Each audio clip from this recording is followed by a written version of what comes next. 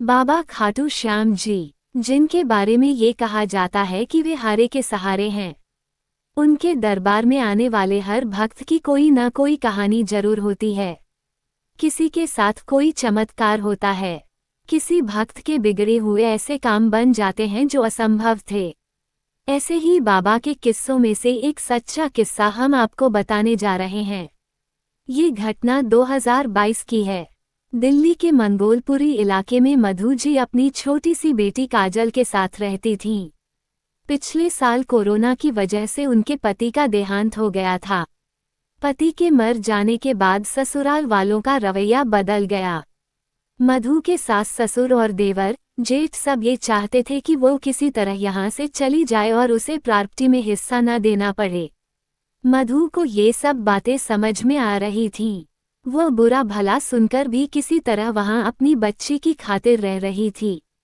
लेकिन एक दिन उसके ससुर ने साफ साफ कह दिया, बहू तुम अपने पीहर चली जाओ, तुम्हारा खर्च कौन उठाएगा।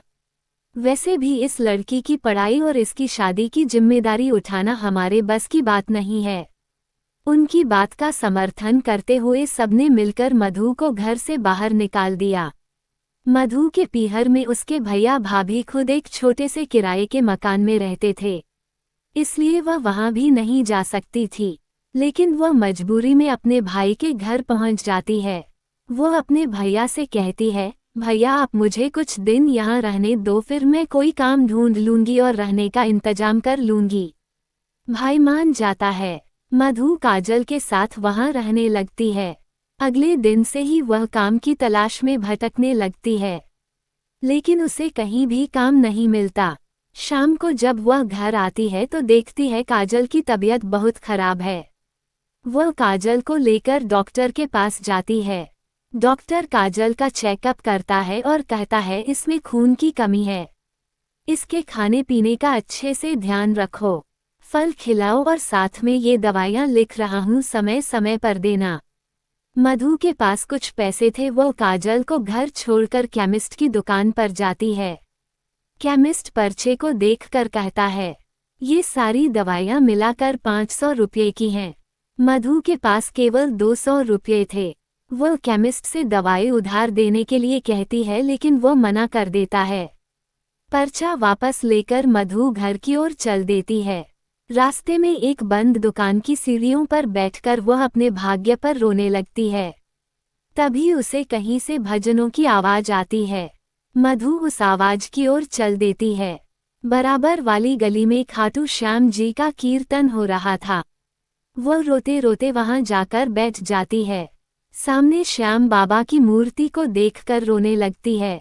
भजन सुनते सुनते वो भूल जाती है कि वह तो दवाई लेने निकली थी। सब हारे के सहारे की जय जयकार कर रहे थे, लेकिन मधु इस सब से बेखबर बस रोए जा रही थी। बैठे बैठे कब घंटों बीत गए उसे पता नहीं लगा। जब कीर्तन खत्म हो गया तो प्रसाद बांटा जा रहा था। मधु ने भी प्रसाद लिया। वह प्रसाद लेकर खाटू श्याम जी की मूर्ति के पास गई। उसने बाबा के चरणों में सर झुकाया। रोते हुए उसने बाबा से अपनी बेटी के लिए प्रार्थना की। जब वह कीर्तन से बाहर निकल रही थी तो उसे दवाई की याद आई। पर्चा देखा, एक हाथ में प्रसाद था, लेकिन वह 200 रुपये कहीं नहीं दिखे। फिर उसे याद आया कि वे पैसे तो उसके हाथ से बाबा के चरणों में गिर गए थे। मधु घबरा गई, अब मेरी बेटी का क्या होगा, ये सोचकर वह रोने लगी। पैसे वापस मांग भी नहीं सकती थी, वहां तो बहुत से लोग पैसे चढ़ा रहे थे। वो वहीं खड़े खड़े रोने लगी।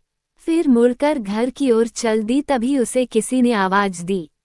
मधु ने पलट कर देखा, एक आदमी जो प्रसाद बांट रहा था वो उसके पास आया और बोला, बहन मैं तुम्हें बहुत देर से देख रहा हूँ, तुम जब से आई हो रो रही हो, क्या बात है।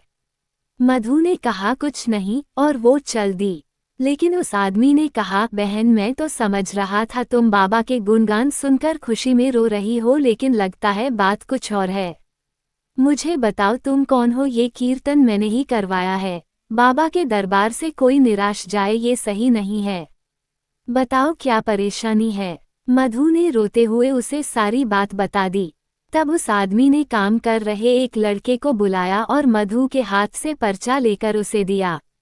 1000 रुपये दिए और कहा, इस पर्चे की दवाइयाँ और बाकी बचे पैसों के फल लेकर आओ। उसे भेजकर उस आदमी ने कहा, बहन जब तुम निराश हो गई तभी तुमने बाबा के भजन सुने, जिसे सुनकर तुम यहाँ आई, बस समझो बाबा ने तुम्हें बुलाया है। चिंता मत करो, कल तुम आकर मुझसे मिलना। बाबा की कृपा से मेरी बहुत बड़ी फैक्ट्री है जिसमें तुम्हारे जैसी बहनें काम करती हैं। तुम्हें काम भी मिलेगा और रहने का इंतजाम भी हो जाएगा। मधु कुछ बोल न सकी, वह बस रोए जा रही थी। ये देखकर उस आदमी ने कहा, बस बहन जितना कष्ट था वो तुमने सह लिया, अब सब बाबा पर छोड़ दो, बाबा ने तुम्हें अपनी शरण में ले लिया है। तभी वह लड़का दवा और फल लेकर आ गया। उस आदमी ने फल और दवा मधु को दिए। मधु उन्हें धन्यवाद देकर घर आ गई। अगले दिन से मधु को उस फैक्ट्री में काम मिल गया और उसे वहीं फैक्ट्री के पास रहने की जगह भी मिल गई, जहां बहुत सी औरतें रहती थीं जो अलग अलग शिफ्ट में काम करती थीं। उनसे जान पहचान हो जाने पर वे काजल का ध्यान भी रखने लगीं। कुछ ही दिनों में वह अच्छे से काम सीख गई।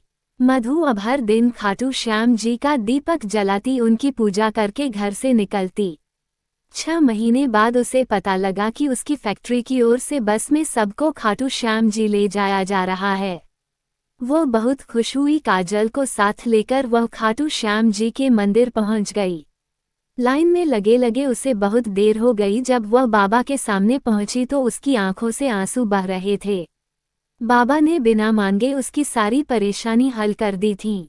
बाबा के दर्शन करके वह बाहर आई। उसका मन बहुत शांत था।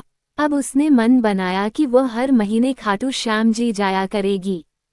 फैक्ट्री में मेहनत करते करते उसकी तरक्की होती रही और वह सुपरवाइजर बन गई। कुछ दिन बाद श्याम बाबा की कृपा से उसने काजल का दाखिला बहुत अच्छे स्कूल में करा दिया। बाबा किसी न किसी रूप में मदद करने अवश्य आते हैं। श्याम बाबा कभी भी अपने भक्तों को निराश नहीं होने देते हैं। जय श्री श्याम।